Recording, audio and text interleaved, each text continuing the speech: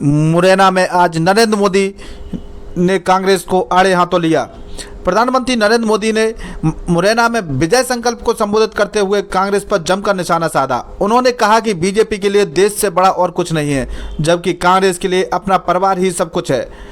नरेंद्र मोदी ने कहा कि मुरैना ने हमेशा उन्हीं का साथ दिया है जिनके लिए राष्ट्र प्रथम है। आप सबका उत्साह देखकर मैं दावे के साथ कह सकता हूं, मुरैना आज भी ना अपने संकल्प से डिगा है और ना ही कभी डिगेगा। पीएम नरेंद्र मोदी ने आज़ादी के समय कांग्रेस ने धर्म के नाम पर देश का विभाजन स्वीकार किया था। मां भारती के हाथों की जंजीरें काटने के बजाय कांग्रेस ने मां भारती की भुजाएं ही काट दी थी, देश के टुकड़े कर दिए थे। लेकिन कांग्रेस सुधरने को तैयार नहीं है। कांग्रेस को लगता है यही उसके फायदे के लिए सरल रास्ता है। आज एक बार फिर कांग्रेस कुर्सी के लिए छटपटा रही है। अब कुर्सी पाने के लिए भांत भांत के खेल कांग्रेस पार्टी खेल रही है। कांग्रेस की ये पॉलिसी है जो देश के लिए सबसे ज़्यादा योगदान है। मेहनत और समर्पण करें, उसे सबसे पीछे रखो। कांग्रेस ने इतने वर्षों तक सेना के जवानों की 1 रैंक 1 पेंशन जैसी पूरी मांग नहीं की थी। हमने सरकार बनते ही 1 रैंक 1% पेंशन को लागू किया है। कांग्रेस को निशाने पर लेते हुए देश के प्रधानमंत्री नरेंद्र मोदी ने कहा, मध्य प्रदेश के लोग जानते हैं समस्या से एक बार पीछा छूट जाए तो फिर उस समस्या से दूर ही रहना चाहिए। भाजपा ने दिलाई चंबल को एक नई पहचान। प्रधानमंत्री नरेंद्र मोदी ने कहा, कांग्रेस ने एमपी को बीमारू राज्य की लाइन में खड़ा कर दिया था। भाजपा की सरकार ने कांग्रेस को बनाए गड्ढों को भरने के बाद मध्य प्रदेश और चंबल को नई गौरवपूर्ण पहचान दिलाई है। भाजपा सरकार में हुए विकास को भिंड, मुरैना, ग्वालियर के वे लोग और ज़्यादा अनुभव कर रहे हैं जिन्होंने कांग्रेस का काला दौर देखा था। 4 जून के बाद हमारे मुख्यमंत्री मोहन यादव जी के नेतृत्व में मध्य प्रदेश का विकास की स्पीड और तेजी के साथ बढ़ेगी। हमने सीमा पर खड़े जवानों की सुविधा की भी चिंता की है। कांग्रेस सरकार ने जवानों के जो हाथ बांध रखे थे उन्हें हमने खुली छूट दे दी है। हमने कहा कि अगर एक गोली आती है तो 10 गोली चलनी चाहिए, अगर एक गोला फेंकते हैं तो 10 तोपें चलनी चाहिए। देखिए, सुनिए। एमपी के लोग जानते हैं कि समस्या से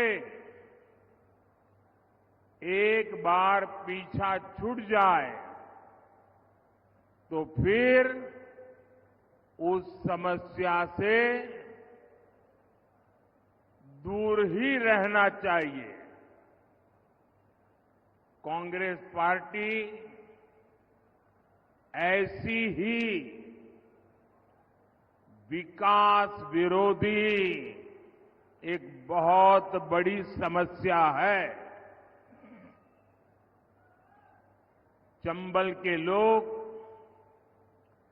कांग्रेस का वो दौर कैसे भूल सकते हैं। कांग्रेस ने चंबल की पहचान खराब कानून व्यवस्था ऐसे क्षेत्र के तौर पर बना दी थी। उस दौर में कांग्रेस ने एमपी को देश के बीमारू राज्यों की लाइन में खड़ा कर दिया था। भाइयों और बहनों, भाजपा की सरकार ने कांग्रेस के बनाए गड्ढों को भरने के बाद एमपी और चंबल को नई पहचान दिलाई है, गौरवपूर्ण पहचान दिलाई है। भाजपा सरकार में चंबल, काली सिंध, पार्वती लिंक परियोजना से सिंचाई की समस्या दूर होगी। पानी की समस्या को दूर करने के लिए हम मुंदरी बांध जैसे प्रोजेक्ट पर काम कर रहे हैं। करीब 2,500 करोड़ रुपए की लागत से बना ग्वालियर श्योपुर रेलवे ट्रैक हो,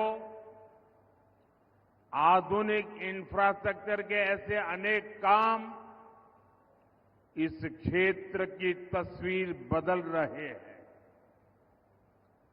यहां लेदर पार्क भी विकसित किया जा रहा है। हमारे साथी ज्योतिरादित्य सिंधिया जी की देखरेख में ब्रांड ग्वालियर को भी मजबूत किया गया है। भाजपा सरकार में हुए विकास को भिंड, मुरैना, ग्वालियर के वो लोग और ज्यादा अनुभव कर रहे हैं जिन्होंने कांग्रेस का वो काला दौर देखा है। 4 जून के बाद हमारे तेज तर्रार मुख्यमंत्री मोहन यादव जी के नेतृत्व में मध्य प्रदेश का विकास और स्पीड पकड़ने जा रहा है।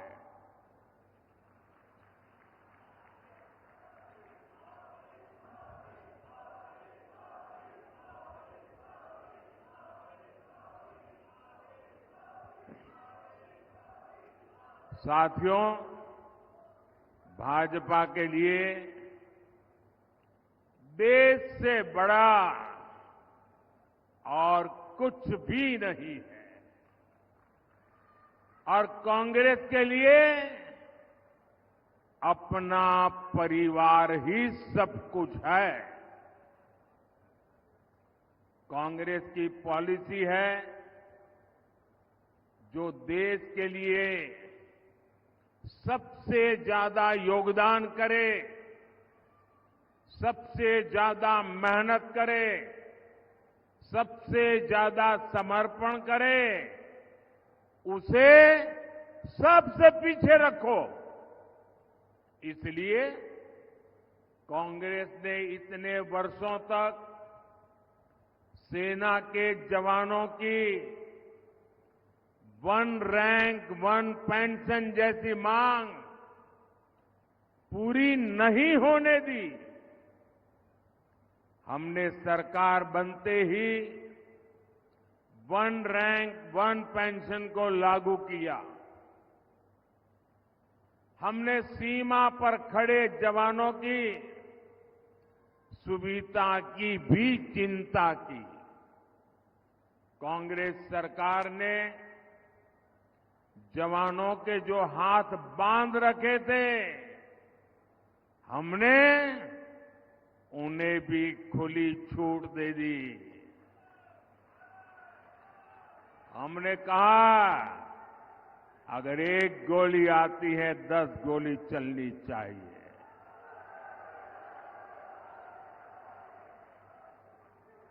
अगर 1 गोला फेंकते हैं तो 10 तोपें चल जानी चाहिए। भाई और बहनों, आज हम देश में लाखों स्वयं सहायता समूहों के जरिए महिलाओं की मदद कर रहे हैं। मोदी ने गांव-गांव में शौचालय बनाकर माताओं बहनों के सम्मान की रक्षा की।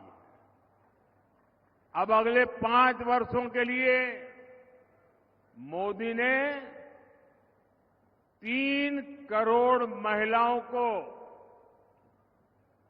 लखपति दीदी बनाने की गारंटी दी है।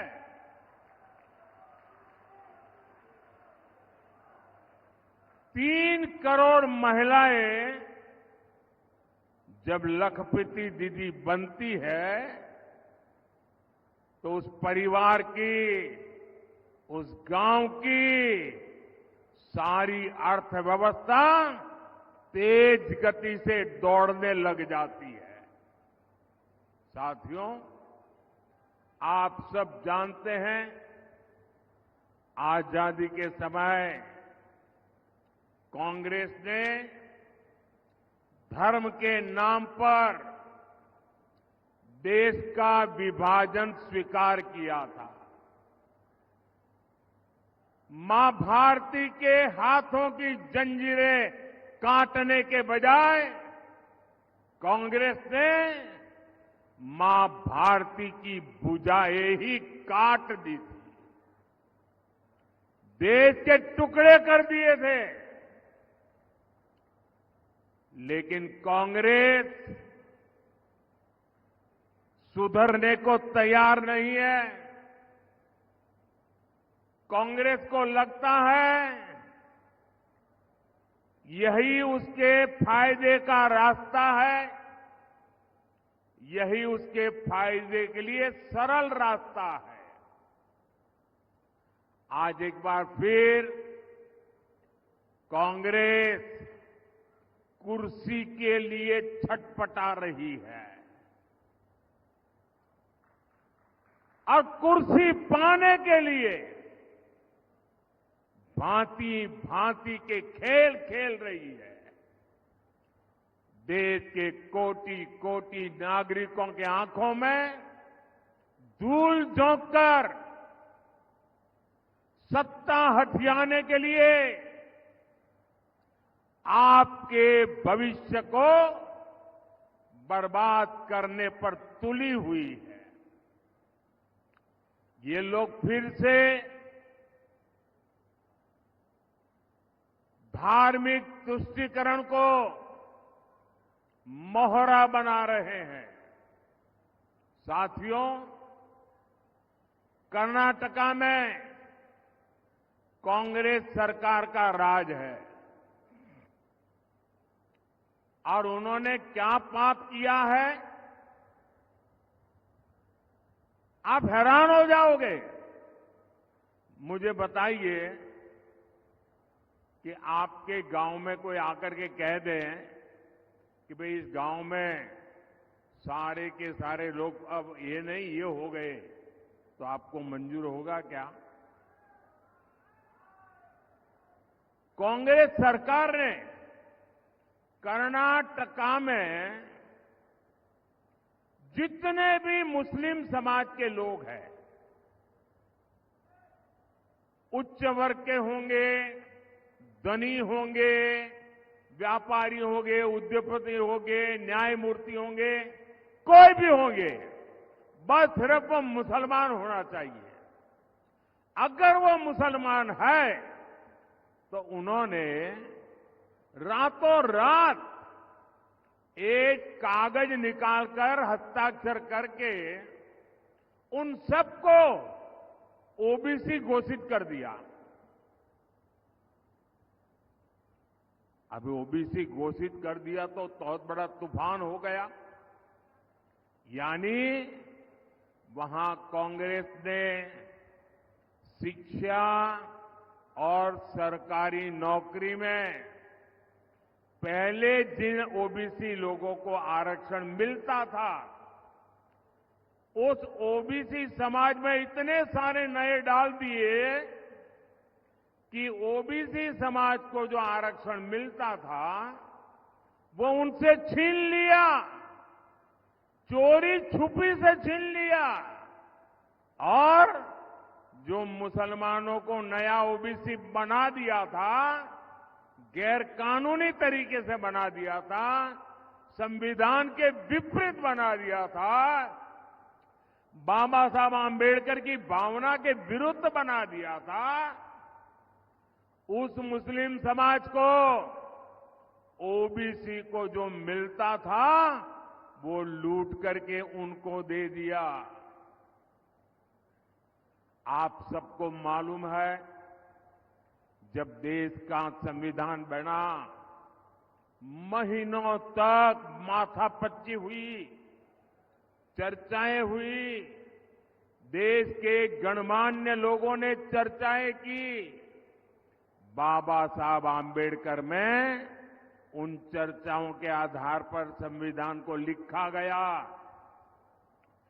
और सबने सोच समझ करके तय किया कि देश की एकता अखंडता के लिए देश का संविधान किसी भी सूरत में धर्म के आधार पर आरक्षण नहीं देगा। बाबा साहब आंबेडकर ने कहा, धर्म के आधार पर आरक्षण नहीं दिया जा सकता। और इसलिए कांग्रेस ने धोखेबाजी की, पिछले दरवाजे से किया। खुद बाबा साहब आंबेडकर की पीठ में छुरा भोंक दिया।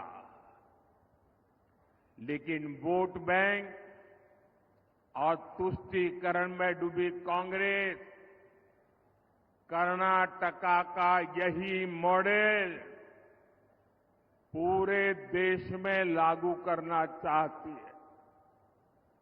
साथियों, कांग्रेस दलितों का, पिछड़ों का, आदिवासियों का हक छीनने का षड्यंत्र लंबे समय से कर रही है। 19 दिसंबर 2011 को जब उनकी सरकार थी, तब की कांग्रेस की केंद्र सरकार धर्म के नाम पर आरक्षण देने का एक मुसद्दा, एक नोट कैबिनेट में लेकर आई थी। इस कैबिनेट नोट में एक कहा गया था कि ओबीसी समाज को जो 27% आरक्षण मिलता है, मंडल कमीशन के अनुसार जो आरक्षण मिलता है, उस आरक्षण का एक हिस्सा काट करके 27% में से एक टुकड़ा काट करके मजहब के नाम पर दिया जाएगा। सिर्फ 2 दिन बाद 22 दिसंबर 2011 को इसका आदेश भी निकल दिया गया। बाद में आंध्र प्रदेश के हाई कोर्ट ने कांग्रेस सरकार के इस आदेश को रद्द कर दिया। ये सुप्रीम कोर्ट में गए, लेकिन राहत नहीं मिली। तब 2014 में कांग्रेस ने घोषणा पत्र में लिखा कि धर्म के आधार पर आरक्षण देने के लिए कानून बनाना पड़े तो कानून भी बनाएंगे।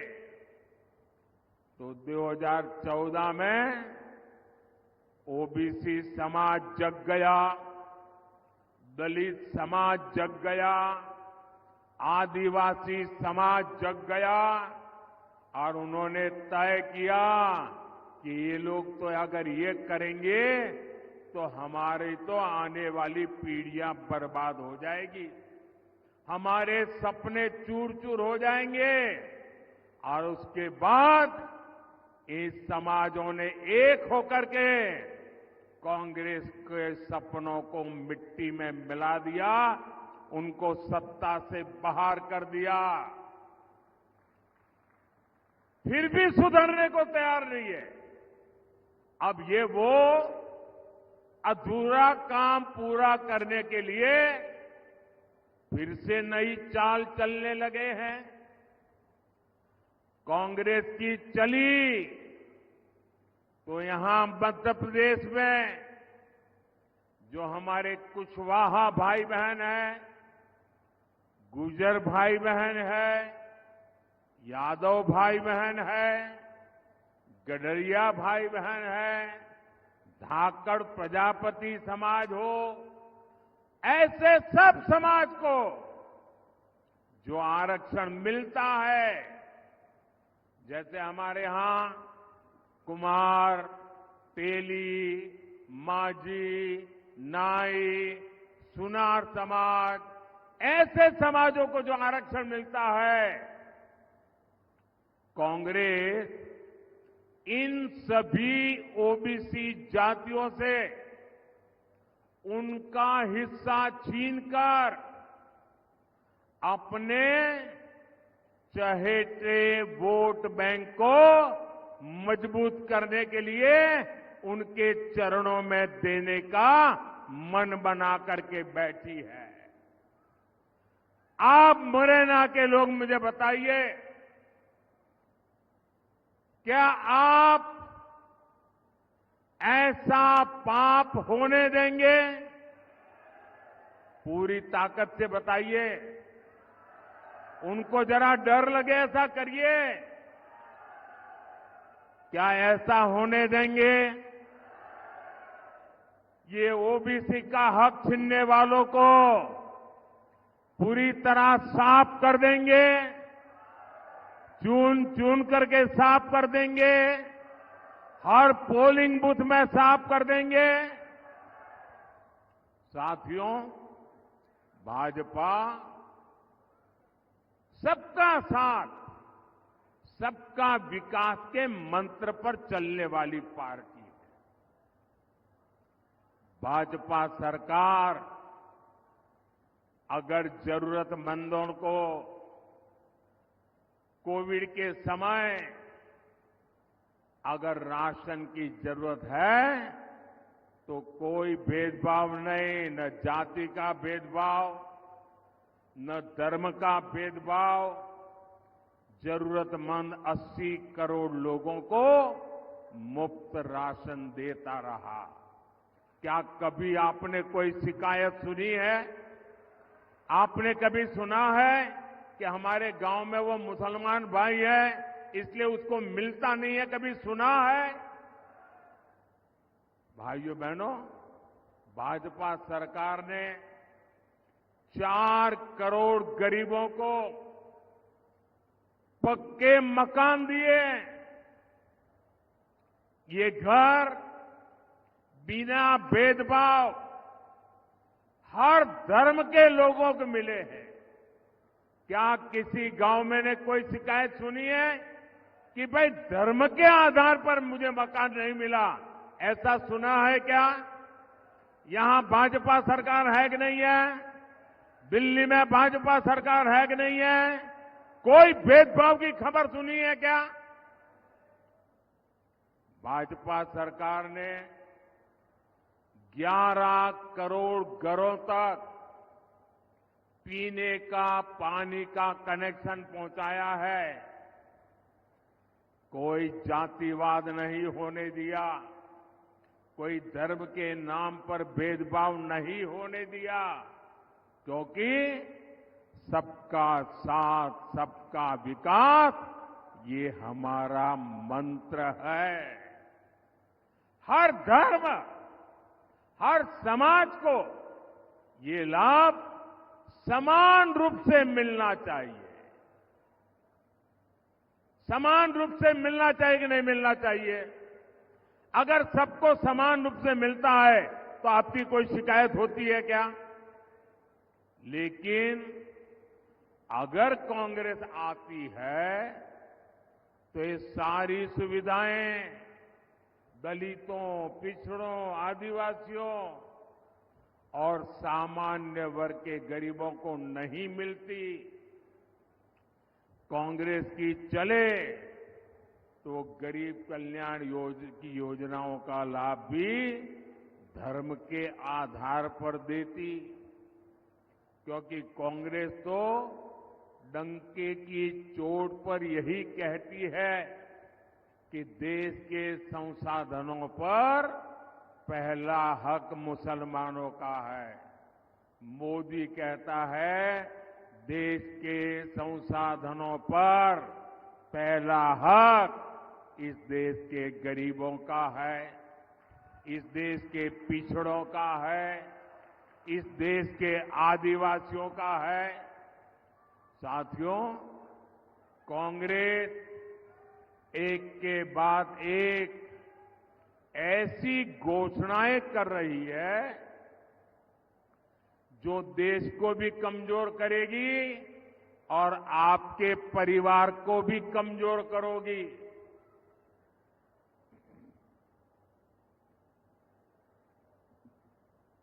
आपने सुना होगा इन दिनों कांग्रेस के शहजादे, अब आजकल वो जरा इतने चिंतित है कि आए दिन उनको मोदी का अपमान करने में मजा आता है। मोदी के लिए भला बुरा कहना उनको मजा आ रहा है। वो कुछ भी बोलते जा रहे हैं और मैं देख रहा हूं सोशल मीडिया में, टीवी में बहुत सारे लोग चिंता जताते हैं कि भाई ये भाषा अच्छी नहीं है। ऐसी भाषा देश के प्रधानमंत्री के लिए बोलना ठीक नहीं है, ऐसा लोग सोशल मीडिया में कहते हैं। कुछ लोग बहुत दुखी हो जाते हैं कि मोदी जी को ऐसा क्यों बोला, देश के प्रधानमंत्री के लिए ऐसी भाषा का क्यों प्रयोग किया, देश के प्रधानमंत्री को कभी कोई ऐसा बोलता है क्या।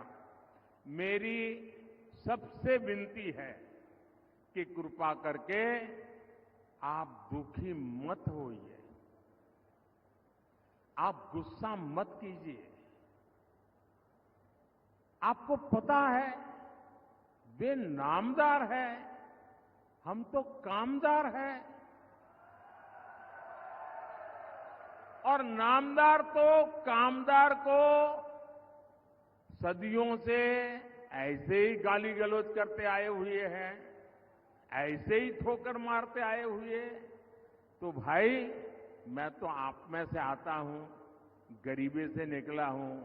अगर 5-50 गालियां पड़ जाएगी तो पड़ जाएगी, आप गुस्सा मत कीजिए। मैं सबको कहता हूं आप लोग नाराजगी मत व्यक्त कीजिए। वो इतने निराश है कि अभी आगे आगे तो और बहुत कुछ बोलेंगे, आप अपना समय खराब मत कीजिए। तो ये मेरी सोशल मीडिया में जो लोग बहुत नाराजगी से कुछ न कुछ कहते रहते हैं, टीवी मीडिया वाले भी कहते हैं, मेरी करबद्ध प्रार्थना है भाई इन नामदारों को कुछ मत कहो। हम कामदार सहन करने के लिए पैदा हुए हैं, हम सहन करेंगे, सहन भी करेंगे और मां भारती की सेवा भी करेंगे। हम जरा भी पीछे नहीं हटेंगे दोस्तों, जरा भी रुकेंगे नहीं। ये मैं देशवासियों को विश्वास दिलाता हूं। आजकल इस शाही परिवार के शहजादे पूरे देश में बढ़ चढ़ करके कह रहे हैं अब आपकी संपत्ति का एक्सरे होगा, एक्सरे। और आपकी अलमारी में क्या पड़ा है, किसी माता बहन ने कुछ बचत अनाज के डिब्बे में अगर दबा करके रखी है, एक्सरे करके खोजा जाएगा। लॉकर में क्या पड़ा है, एक्सरे करके खोजा जाएगा। आप जो कमाई करते हैं, हमारी माताओं बहनों के पास जो स्त्री धन होता है, जो स्त्री धन बहुत पवित्र होता है, कोई उसको हाथ नहीं लगाता है, कोई उसको छूता नहीं है। मंगलसूत्र हो, छोटा मोटा सोना चांदी का गहना हो, इसे पवित्र माना जाता है। कांग्रेस उसे जब्त करके अपनी वोट बैंक मजबूत करने के लिए उसे बांटने की सार्वजनिक घोषणा कर रही है, मैनिफेस्टो में बता रही है। और मैंने तो पहले दिन कहा था कि इनका मैनिफेस्टो पूरी तरह मुस्लिम लीग की सोच का ही प्रतिबिंब है। और साथियों, ये एक्सरे करके आपको लूटने की योजना बना रहे हैं। क्या आप उनको आपकी संपत्ति छीनने का अधिकार देंगे क्या? इनको चुनाव में जीतने देंगे क्या? इतना ही नहीं, ये इससे भी संतुष्ट नहीं है। वो जीते जीतो छोड़िए, ये स्वर्गवास के बाद भी, मृत्यु के बाद भी आपकी जो बची हुई संपत्ति है, जो स्वाभाविक रूप से आपके बेटे बेटी को मिलनी चाहिए, वो भी आप नहीं दे पाओगे। आपने कितनी ही मेहनत करके बच्चों के लिए इकट्ठा किया होगा। कांग्रेस वाले कहते हैं कि उनकी सरकार आएगी तो वो भी डुब्बे में से गुल कर दिया जाए। ऑफिशियली कहते हैं आपकी कमाई का आधे से ज्यादा कांग्रेस अगर सरकार में आती है तो ये सरकार छीन लेंगी। और इसलिए कांग्रेस आप पर इनहेरिटेंस टैक्स, आपकी विरासत पर टैक्स लगाना चाहती है।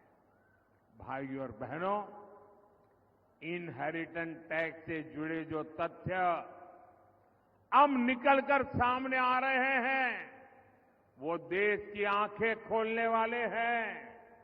जरा ध्यान से सुना जाए, आप भी ध्यान से सुनिए और मेरे देश के दिग्गज पत्रकार भी जरा सुन ले, मीडिया वाले भी सुन ले, और उनकी जो इकोसिस्टम है ना, जो हर दिन मोदी के बाल की खाल उतारने में लगी हुई है, वो भी जरा सुन ले कान खोल करके। देश के साथ कैसा कैसा पाप हुआ है। मैं आज देश के सामने पहली बार एक दिलचस्प तथ्य आपके सामने रखना चाहता हूं। जब देश की एक प्रधानमंत्री बहन इंदिरा जी नहीं रही तो उनकी जो मिल्कत थी, उनकी जो प्रॉपर्टी थी, वो उनकी संतानों को मिलनी थी। लेकिन पहले ऐसा कानून था कि वो उनको मिलने से पहले एक हिस्सा सरकार ले लेती थी। कांग्रेस ने पहले ऐसा कानून बनाया था। तब चर्चा थी और व्यापक रूप से चर्चा थी कि जब इंदिरा जी नहीं रही और उनके बेटे राजीव गांधी जी को ये प्रॉपर्टी मिलने की थी, लिख करके गई थी, तो अब सरकार को पैसा चला ना जाए, प्रॉपर्टी को बचाना था, तो इन्होंने क्या कर दिया, उस प्रॉपर्टी को बचाने के लिए अपनी माता इंदिरा गांधी से मिले हुए पैसों को बचाने के लिए उस समय के प्रधानमंत्री श्रीमान राजीव गांधी ने अपनी संपत्ति बचाने के लिए पहले जो इनहेरिटेंस कानून था उसको समाप्त किया और खुद के पैसे बचा लिए। खुद पर आई तो कानून हटा दिया और अब वहां मामला निपट गया। तो आज फिर सत्ता पाने के लालच में ये लोग वही कानून ज्यादा कड़ाई से वापस लाना चाहते हैं। बिना टैक्स के अपने परिवार की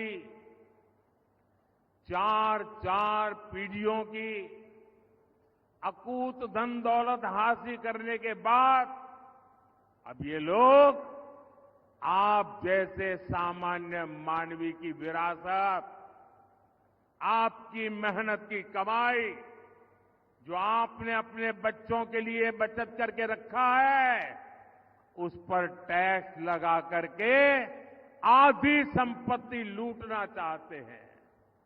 और इसलिए ही तो देश कह रहा है कांग्रेस की लूट जिंदगी के साथ भी और जिंदगी के बाद भी। साथियों, आपके और कांग्रेस के आपके साथ खिलवाड़ करने के उनके जो इरादे हैं, कांग्रेस के इन खतरनाक इरादों के बीच आपके हकों की रक्षा के लिए ये मोदी दीवार बन के खड़ा है।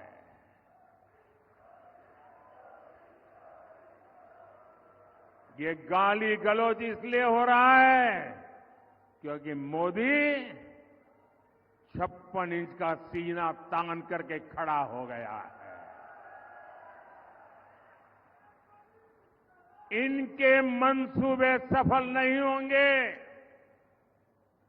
इनके मंसूबे सफल नहीं होंगे, ये मोदी की गारंटी है। लेकिन इसमें आपकी भी बड़ी भूमिका है। मुरैना से संगठन में मेरे साथ जिन्होंने वर्षों तक काम किया, जब मैं संगठन महासचिव हुआ करता था तब हमारे शिव मंगल जी यहां महासचिव हुआ करते थे। ऐसे मुरैना से हमारे शिव मंगल सिंह जी तोमर, भिंड से हमारी बहन संध्या राय और ग्वालियर से हमारे साथी भरत सिंह कुशवाहा जी 7 मई को इनको जितनी ज्यादा संख्या में वोट मिलेंगे मोदी उतना ही मजबूत होगा। आपका एक एक वोट मोदी को जाएगा। कमल पर आप बटन दबाएंगे, आपका वोट सीधा सीधा मोदी को जाएगा। और इसलिए मोदी आज आपसे आशीर्वाद मांगने आया है। मोदी आपसे कमल के निशान पर बटन दबाने के लिए प्रार्थना करने के लिए आया है। तो घर घर जाएंगे, मतदान करवाएंगे, हमारे साथियों को जिताएंगे, पोलिंग बूथ जीतेंगे, पक्का करेंगे। अच्छा, मेरा एक काम करोगे? मेरा आपसे अनुरोध है कि आप घर घर जाकर के ये भी कहना कि मोदी जी आए थे और मोदी जी ने आपको प्रणाम कहा है। मेरा प्रणाम पहुंचा देगा? मेरा प्रणाम पहुंचा दोगे? बोलिए मेरे साथ, भारत माता की, भारत माता की, भारत माता की। बहुत बहुत धन्यवाद।